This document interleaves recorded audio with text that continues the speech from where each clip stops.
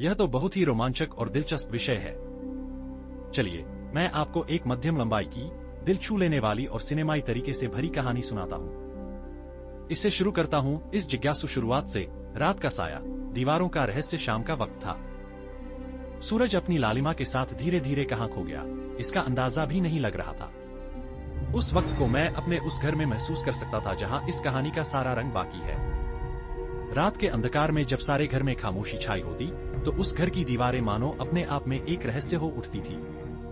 उस घर का नाम था पुराना पुरखों का मकान, शहर से दूर, एक सुनसान गली में, जो हर किसी की नजर से ओझल था।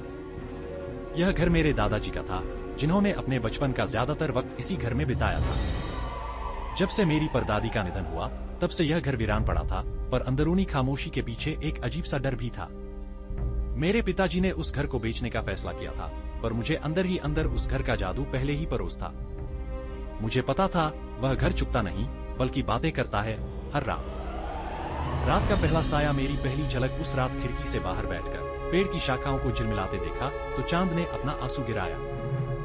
पूरा घर अलाव के जैसे शांत था, पर घर के भीतर कुछ अलग था।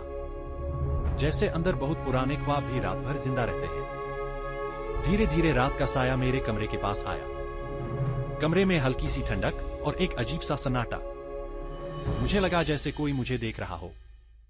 पलंग के ठीक ऊपर दीवार की ओर देखते देखते एक आह का झोंका महसूस हुआ। उस रात मैंने अपनी आंखें बंद कर लीं, पर उस दीवार का अनुभव मेरे साथ था। जैसे दीवार भी जानती है उसकी हर सूत, हर निशान की कहानी। दीवारें बोलती हैं। अगली रात जब घर का हर कोना सन्नाटा था, तो अचानक मुझे लगा दीवारें अब बोल रही हैं। पहली बार मैंने उन्हें सुनने का फैसला किया। एकदम से मुझे लगा जैसे दीवारें एक बनावटी कहानी के साथ बातें कर रही हैं। जैसे हमारा मालिक, वह जो रात भर इन दीवारों के साथ खड़ा रहता था, वह कोई आम आदमी नहीं था। मैंने महसूस किया कि हर खरोंच, हर फटना एक झूठ नहीं बल्कि एक कहानी कह रहा है। घर की इन दीवारों ने अपनी आवाजें जमीन पर उतार दी थी। उन दीवारों ने बताया हमारे मालिक का अंधेरा से बहुत पुराना संबंध था। वह रात रात भर बातें करता था, शामिल होता था अंधकार में, और जो भी उसके साथ जुड़ा है उसकी भी परछाई बनती जाती है। भय का पल जैसे जैसे रातें गुजरने लगी, घर में रहस्य गहरा होता गया। एक रात मुझे एहसास हुआ कि मैं अकेला नहीं हूं। कोई है जो इन दीवारों के पार देख रहा है। जैसे एक एक कर घर की हर धड़कन, हर आवाज मुझसे बातें कर रही थी। और फिर वह दिन आया जब मैंने देखा दीवारें हिल रही हैं। ऐसा नहीं कि घर जमीन दोज हो रहा हो, बल्कि ऐसा लग रहा था जैसे वे अपने अंदर की कहानियों को बाहर निकाल रही हो। मैंने उस रात अपने कमरे के बाहर घर की छत को देखा। उतनी ही देर में मेरी आंखें ध्यान से रह गईं, तो मुझे एक वाक्य सुनाई दिया, हमारी कहानी अब खत्म नहीं होती। भयावह सच अब तो मुझे पता चल गया था, यह घर, यह दीवारें सच में अपने मालिक का इतिहास जानती हैं। रातें उन्हें यह बताने का समय थी, उनका पूरा जीवन और उनकी हर की झलक। एक रात मैंने जुर्माना किया। मैंने घर की सबसे पुरानी दीवार के पास जाकर पूछा, क्या तुम मुझे बता सकते हो कौन था वह आदमी जो रात भर यहाँ रहता था? आवाज साफ सुनाई दिया, वह जिसने हमेशा अपने अंधकार को अपना साथी बनाया। उसकी आत्मा तब भी घर में फंसी है जब तुम समझते हो कि वो चला गया। शक और भय का माहौल अब तो रातें असहनीय हो गई थी।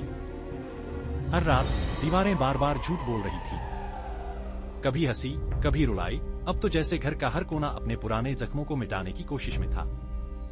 धीरे धीरे मैंने उस घर में एक भयावह परछाई देखी। कोई छाया जो रात के सन्नाटे में झांकती, तो उस पर हर एक रात, हर खिड़की से एक स्याही सी काली परछाई निकलती, जो बताती थी मैं यहाँ का मालिक हूँ। शब्द जो अब नहीं है। उस रात घर के मूड ने मुझे भीतर तक अपनी गिरफ्त में ले लिया। मैं समझ गया कि यह घर वह घर नहीं, बल्कि एक जीवित प्राणी है। उसकी दीवारें उसकी आत्मा है। अब तो हर रात मुझे विश्वास हो गया कि यह घर अपने मालिक का झूठ नहीं, बल्कि सच का सबसे बड़ा कथावाचक है। वह कहता है, मुझे न छोड़ो, मेरी कहानी अभी खत्म नहीं हुई। अंत में एक खौफनाक सीख। अब तो मेरी आंखें बंद करके लगा कि इन दीवारों का हर वाक्य, हर अंधेरा मुझे अपने रहस्य में बांधने की कोशिश कर रहा है। अगर आपको मेरी कहानी पसंद आई हो तो कृपया लाइक, कमेंट, शेयर और सब्सक्राइब करें। कैसे लगी? चाहो तो इसे और भी सिनेमाई या डरावना बनाना या फिर कोई बदलाव करना।